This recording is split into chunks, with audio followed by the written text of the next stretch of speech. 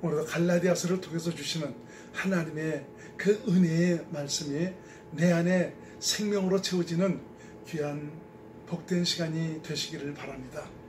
자, 바울은 갈라디아 교인들이 다른 복음을 전하는 바로 거짓 교사들의 그 유혹에 쉽게 넘어가서 바로 율법주의자, 종교주의자들이 되어가고 있는 이런 모습을 보면서 너무너무 마음이 아프고 안타까웠습니다. 그리스도께서 십자가에서 자신을 주신 그 목적에서 벗어나 다시 초등학문, 바로 몽학선생 아래 들어가는 이런 모습을 보면서 믿음에 대한 올바른 분별력을 갖지 못하여 자신의 그 소중한 영적 자산을 포기하는 그 모습은 그야말로 바울의 마음을 문드러지게 하였습니다. 그래서 바울은 고백하지 않습니까? 너희를 위하여 너희 안에 그리스도의 형상이 이룰 때까지 다시 내가 해산의 수고를 해야 되겠다라고 고백을 하고 있습니다. 이것은 비단 갈라디아 교인들만의 문제가 아닙니다. 지금 현대를 살아가고 있는 수많은 그리스도인들 또 목회자들이 안고 있는 문제입니다. 복음 아닌 것을 복음인 약 착각을 해서 참 이것을 내가 복음이라고 살아가고 있다는 참 이런 분들, 바로 수많은 종교인들, 참 이분들이 풀어야 될 문제인 것입니다. 바울은 그래서 본문에서 그 비유를 통해서 율법과 복음, 곧 옛 언약과 새 언약의 관계를 잘 설명을 하고 있는 것을 볼 수가 있습니다. 유대교의 율법을 지켜야 구원을 얻는다고 생각하는 갈라디아 교인들에게 율법이 의미하고자 하는 것이 바로 정말 무엇인지 너희가 모르겠느냐라고 질문을 하고 있습니다. 믿음의 조상 아브라함에게는 두 아들이 있습니다. 이것은 신앙생활을 하는 우리에게 주시는 하나의 그 비유입니다. 그림자입니다. 이것을 통해서 하나님께서 우리에게 무엇을 말씀하고 있는지를 잘 깨달아야 되는 것입니다. 우선 사라의 여종인 하갈의 몸에서 낳은 자식이 있죠. 바로 이스마엘. 또 하나는 아브라함의 본부인인 사라의 몸에서 낳은 이삭을 성경이 말씀하고 있습니다. 여종에게서 태어난 아들인 그 이스마엘은 바로 육신의 생각과 마음, 인간 스스로의 생각과 결정에 의해서 낳은 아들이죠. 하나님은 하갈을 통해서 아들을 주시겠다고 약속하신 적이 없습니다. 이건 순전히 인간의 어떤 선한 생각과 마음에 의해서 결정을 해서 얻은 자식이 바로 이스마엘입니다. 이건 하나님의 그 약속을, 하나님의 말씀을 이 육신으로 이뤘다는 것을 의미하고 있습니다. 그러나 사라에게서 태어난 아들 이삭은 하나님께서 이미 사라에게 약속하신 것입니다. 약속대로 정말 믿음으로 얻은 자식이 바로 이삭입니다. 이삭은 바로 약속의 자녀입니다. 창세기 18장 9절에서 14절 말씀 개역 개정 성경으로 제가 한번 읽어드리겠습니다. 그들이 아브라함에게 이르되 네 아내 사라가 어디 있느냐 대답하되 장막에 있나이다. 그가 이르시되 내년 이맘때 내가 반드시 네게로 돌아오리니 네 아내 사라에게 아들이 있으리라 하시니 사라가 그 뒤에 장막문에서 들었더라. 아브라함의 나이는 아브라함과 사라는 나이가 많아 늙었고 사라에게는 여성의 생리가 끊어졌는지라. 사라가 속으로 웃고 이르되 내가 노쇠하였고 내 주인도 늙었으니 내게 무슨 즐거움이 있으리요. 여호와께서 아브라함에게 이르시되 사라가 왜 웃으며 이르기를 내가 늙었거늘 어떻게 아들을 낳으리요 하느냐. 여호와께서 능치 못할 일이 있겠느냐. 기한이 이를 때에 내가 네게로 돌아오리니 사라에게 아들이 있으리라 라고 말씀하십니다. 아브라함도 비록 자기 아내 사라가 경수가 끊어지고 자신의 나이 많았지만 하나님께서 약속하신 말씀을 믿었습니다. 하나님은 그것을 그의 의로 여기셨습니다. 로마서 4장 18절에서 22절 말씀을 제가 읽어드립니다. 아브라함이 바랄 수 없는 중에 바라고 믿었으니 이는 네 후손이 이같으리라 하신 말씀대로 많은 민족의 조상이 되게 하려 하심이라. 그가 백세나 되어 자기 몸이 죽은 것 같고 사라의 태가 죽은 것 같음을 알고도 믿음이 약하여지지 아니하고 믿음이 없어 하나님의 약속을 의심치 않고 믿음으로 견고해져서 하나님께 영광을 돌리며 약속하신 그것을 또한 능히 이루실지를 확신하였으니 그러므로 그것이 그에게 의로 여겨졌느니라 라고 말씀하고 있습니다.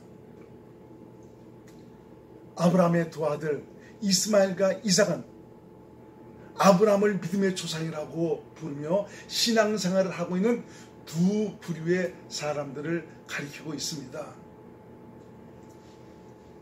유대교의 율법이란 하나님께서 인간의 정체성을 깨닫도록 하시기 위해서 주신 모세의 율법을 가리킵니다. 모세의 율법은 육체와 상관된 계명이다. 이 말은 뭐냐?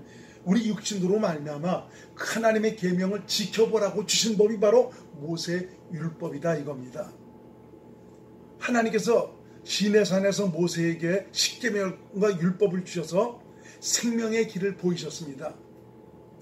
아라비아 사람들은 바로 이 시내산을 가리켜서 하갈산이다 라고도 부르고 있습니다. 아브라함의 여종인 하갈은 유대인의 어머니라고 할 수 있는 예루살렘을 가리킵니다. 다시 말해서 계명을 지켜 하나님을 기쁘게 해드리는 제도를 상징적으로 보여주고 있는 것이 바로 이 예루살렘입니다. 따라서 이러한 제도를 따라 사는 유대인들은 모두 다 하갈이 낳은 노예 자식들입니다. 바로 율법의 종이라는 말입니다. 이것은 육신으로 율법을 이루고 말씀을 이루려 하는 율법주의 신앙, 종교주의를 의미하고 있는 것입니다. 하나님께서 모세에게 율법을 주신 이유와 목적은 바로 너희로서는 율법을 지켜 행할 수 없는 죄인임을 깨닫게 하시기 위해서 준 것입니다. 그런데 우리는 나도 얼마든지 율법을 지켜 행할 수 있다라고 이렇게 얘기하고 있으니 굉장히 딱한 일이 아닐 수가 없습니다. 로마서 3장 20절 말씀을 제가 읽어드립니다. 그러므로 율법 행위로 그의 앞에 의롭다 하심을 얻을 육체는 없나니 율법으로는 죄를 깨달음이니라 라고 말씀하고 있습니다. 왜 그렇습니까? 바로 이 육체 생명, 바로 이게 옛사람이라고 그러죠. 이건 마귀에 속한 타락하고 변질된 부패한 생명이기 때문입니다. 선악과를 따먹고 선을 알고 악을 합니다. 그래서 선을 사랑하고 선을 추구하고 저 선을 좋아합니다. 하지만 마귀에 속한 바로 나, 육신의 생명으로는 선을 행할 수도 없고 하나님의 계명을 지켜 행할 수도 없는 그런 죄인이라는 것을 깨달으라는 것입니다. 사실 이 말의 속뜻을 보면 내가 율법을 지킬 수 있는 마귀의 속성을 가진 마귀에 속한 생명으로 사는 내가 율법을 지킬 수 있다는 것은 엄밀히 말하면 마귀도 하나님처럼 될 수가 있다는 무서운 말이 됩니다. 그런데 지금도 육신으로 계명을 지키기 위해서 몸부림을 치는 자들이 얼마나 많이 있습니까? 이것도 그래도 신앙이 없는 사람은 이렇게 하지도 않습니다. 그래도 은혜를 받고 하나님의 사랑을 깨닫고 하나님 뜻대로 살고자 하는 간절한 진실한 열망을 가진 참 이런 사람들이죠. 그들은 오늘도 변화받기 위해서 자신을 죽이기 위해서 말씀대로 살기 위해서 얼마나 지금 몸부림을 칩니까? 바로 이러한 자가 종교주의자다, 율법주의자다, 바로 육신에 속한 자입니다. 이렇게 제가 여러분들에게 이런 사실에 대해서 이렇게 자세하게 말씀드릴 수 있는 것은 제가 바로 그 길을 걸었기 때문입니다. 하나님의 그 놀라운 살아계심을 경험하고 은사도 경험하고 능력도 경험하고 정말 그 기도를 통해서 하나님께서 일하시는 놀라운 역사를 경험했는데 나도 내가 살아가는 신앙생활의 그 모든 면을 보게 되면은 내 자신이 철저한 종교주의적인 그런 신앙을 가지고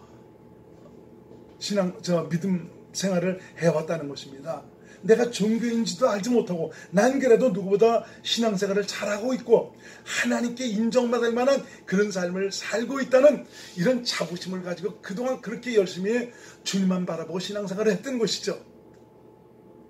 이런 것이 하나님의 은혜로 말미암아 얼마나 잘못되었는가를 깨닫게 해주며 정말 그것이 바로 이 종교인의 모습이라는 것을 성령으로 아주 깨닫게 해주셨을 때 그동안 내가 그렇게 열심히 쌓아왔던 이 모든 것들은 하나님과 상관이 없는 그런 것들이라는 것을 정말 알면서 얼마나 정말 속이 쓰리고 아팠는지 모릅니다.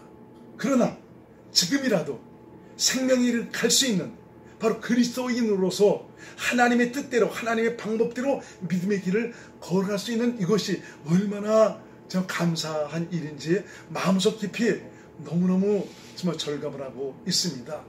왜냐하면 아직도 이런 사실을 깨닫지 못해서 종교주의자로 율법주의자로 자기는 종교주의자인지도 율법주의자인지도 모릅니다. 육신에 속해 살아가는 자인지도 모르고 있습니다. 그러면서도 참 그렇게 열심히 신앙생활하고는 이런 분들이 내 주위에는 많이 있기 때문입니다. 하갈산 출신 율법주의자 종교에 속한 이런 사람들은 성경은 분명히 말씀하고 있습니다. 하나님의 기업을 물려받을 수가 없다. 저희를 너희 가정에서 내어 쫓으라라고 하나님께서 말씀하고 있는 것을 볼 수가 있습니다. 자, 두 번째는 하늘의 예루살렘은 우리의 어머니로 성령을 가리킵니다. 바로 성령으로 난 자들이 하나님의 자녀들이고요. 약속의 자녀들입니다. 사라는 하늘의 예루살렘을 가리킵니다. 약속을 따라오신 성령을 의미하고 있습니다. 하나님은 아브라함에게 말씀하시기를 사라로 말미암아 아들이 있을 것이라고 약속을 하셨습니다. 이삭은 약속으로 말미암아 얻은 아들입니다. 이것은 사람이 할 수 없는 것을 하나님께서 친히 행하셔서 얻은 자식이라는 말입니다. 하나님은 아브라함의 믿음을 통해서 성령을 약속하셨고요. 그 약속을 따라서 그리스도께서 오시게 되었습니다.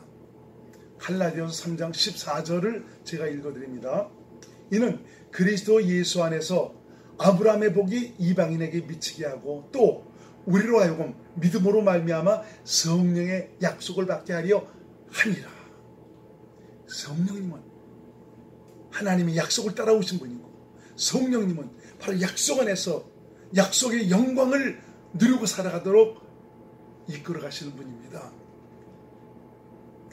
갈라디아서 3장 16절 제가 계속 읽어드립니다. 이 약속들은 아브라함과 그 자손에게 말씀하신 것인데 여럿을 가리켜 자손들이라 하지 아니하고 하시고 오직 하나를 가리켜 네 자손이라 하셨으니 곧 그리스도라. 그리스도께서 성령으로 말미암아 하나님의 약속을 따라 이 땅에 오셨지 않습니까? 우리도 그리스도로 말미암아 성령의 약속으로 말미암아 거듭났으며 하나님의 생명에 이를 수 있는 약속의 자녀들이 되었습니다. 하나님께서는 여자의 후손을 보내셔서 뱀의 머리를 밟으리라고 말씀하셨지 않습니까? 여기서 여자의 후손이란 마리아를 통해서 오시는 그리스도를 가리키고 있습니다.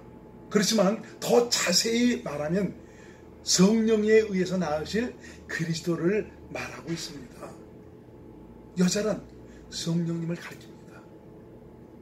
여자의 후손 예수님은 성령으로 말미암아 이 땅에 오셨습니다. 여자의 태를 빌어 정말 성령으로 잉태하셔서 이 땅에 오셨지 않습니까? 하나님은 약속대로 성령을 보내셔서 믿는 자를 성령으로 거듭나 하나님의 자녀가 되게 하셨습니다.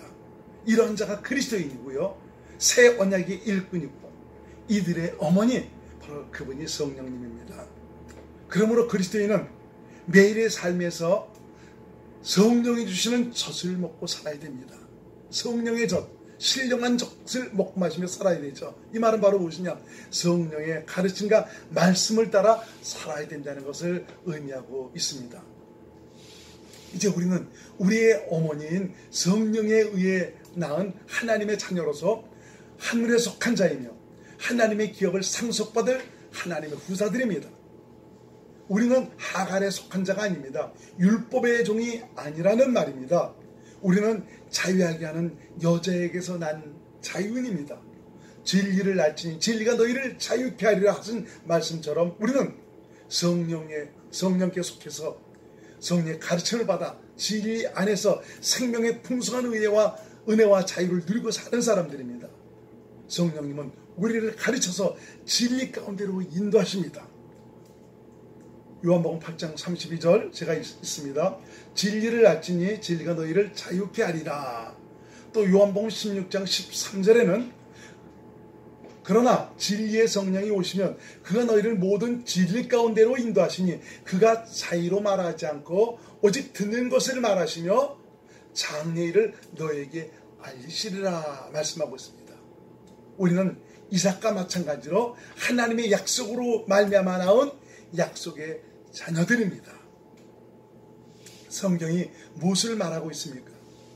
하나님께서 아브라함에게 이르시기를 종의 아들은 자유인의 아들과 같이 유업을 상속받을 수가 없다라고 말씀하고 있죠. 그래서 그 여종과 그 아들을 너희 집에서 내어 쫓으라고 말씀합니다.